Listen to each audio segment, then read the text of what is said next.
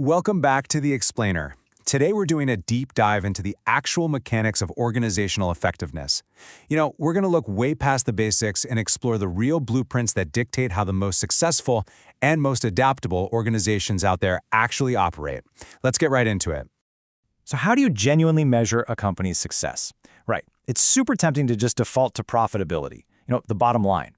But if you treat an organization like it's just a giant profit-generating calculator, you're entirely missing the living, complex reality of how it actually sustains itself.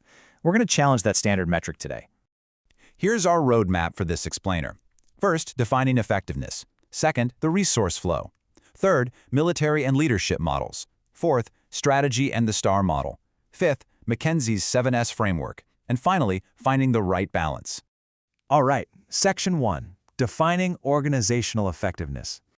At its core, organizational effectiveness is defined as the degree to which an organization realizes its goals and exploits its environment to acquire critical resources. But look, goals don't just magically materialize out of thin air, right? Research actually shows this happens through three absolutely vital human channels. We're talking active information sharing, quick and timely decision-making, and this deeply shared awareness of tasks across the entire team. Now, the source literature actually lists 15 distinct criteria for survival and effectiveness. 15. We've distilled it down to these 6 key ones just to prove a point. We have adaptation, integration and identity, productivity, cohesion, growth, and employee satisfaction. The takeaway here?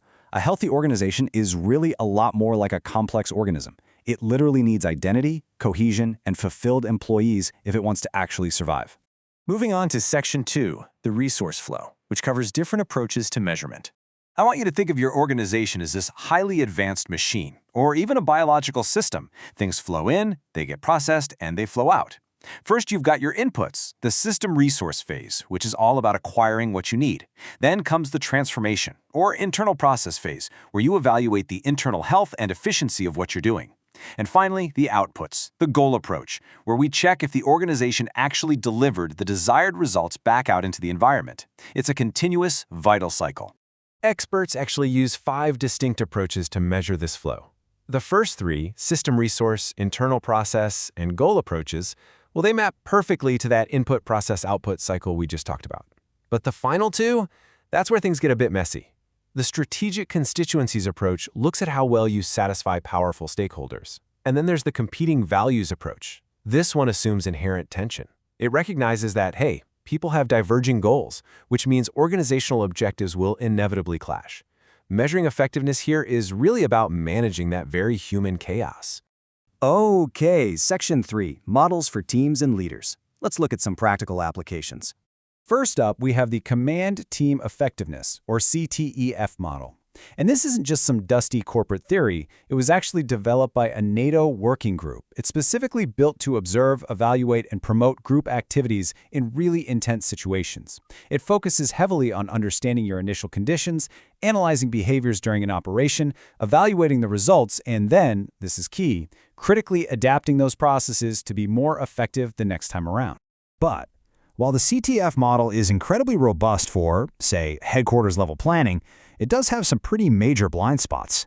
It has a fantastic theoretical foundation, with great learning loops for sure, but it completely lacks intercultural aspects.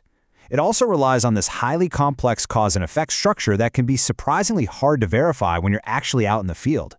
And honestly, in multinational operations, ignoring culture is a massive liability. And that is exactly where the 5 factors model of intercultural leadership steps in to fill the gap. In diverse coalition operations, a leader's individual competence is really just one small piece of a much larger puzzle. That competence is dynamically influenced by team dynamics, the organizational framework, the broader context, and the particular situation on the ground. To be truly effective, you have to read the culture, not just the mission manual. Let's zoom in further with Section 4, Strategy and the STAR model. J. Galbraith's STAR model is built on 5 perfectly equal slices: strategy, structure, processes, rewards, and people. The absolute crucial takeaway here is this concept of strategic alignment. For an organization to be effective, these 5 design policies have to form a complete, harmonious circle.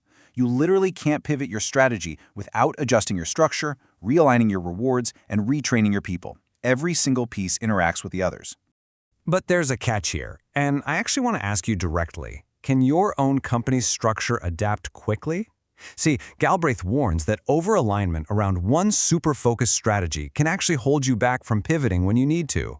Today's business environment changes constantly. Your structures and processes have to be easily reconfigurable. If you're too rigid, even if you are perfectly aligned for yesterday's strategy, you're going to fall behind tomorrow. All right, Section 5, McKinsey's 7S Framework. The core genius of this highly influential framework really lies in the dichotomy between hard and soft factors. The hard factors, strategy, structure, systems, well, they're concrete. Leaders love these because you can easily track them in a spreadsheet. But the soft or warm factors, skills, staff, style, and shared values, are entirely dependent on human beings. They evolve constantly and are incredibly elusive to just plan out or control. The creators, Peters and Waterman Jr., have this profound warning. They say, new structures and strategies can barely be built on completely opposed cultures and values. It's so true, right? Leaders often obsess over the hard spreadsheets and org charts while completely ignoring the soft culture. But the most successful organizations out there give equal weight to both. So think about it. Is your team ignoring the warm factors in favor of the cold ones? Bringing it all together now in Section 6, Finding the Right Balance. When we step back and look at all this research, from NATO to McKinsey, a few common threads emerge. First, there absolutely has to be a direct, visible link from your input resources all the way through to your output goals. Second, strategic alignment is key. All the gears have to mesh perfectly. Third, you must actively balance those hard, concrete structures with the softer cultural factors. And finally, adaptability is non-negotiable. You have to constantly adjust to your external environment.